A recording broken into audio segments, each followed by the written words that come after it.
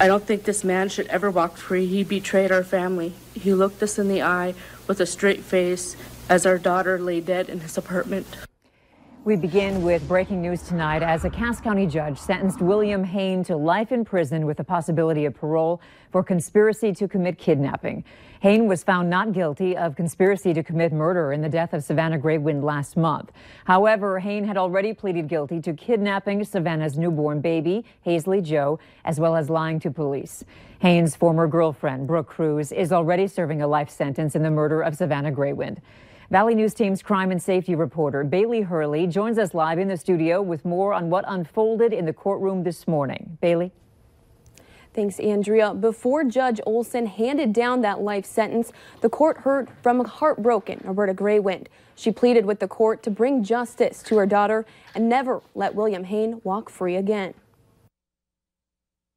My life has been forever changed. As for Savannah's daughter, this man tried to take her and raise her as his own. He said the days he spent with my granddaughter were the happiest days of his life. How sick is that? We then heard from Hoehn himself, who gave apology after apology to the Greywinds and the community for his actions against Savannah and baby Hazley Joe.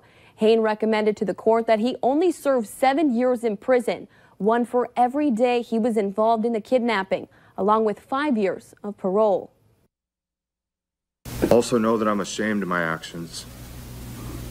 That I would not and could not act as I did on those days ever again.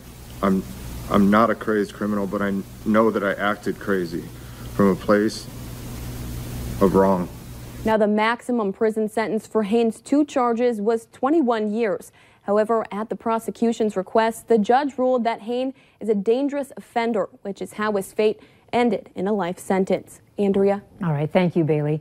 Unlike Brooke Cruz, William Hoehn is eligible for parole. However, he will not be considered for that for another 25 to 30 years.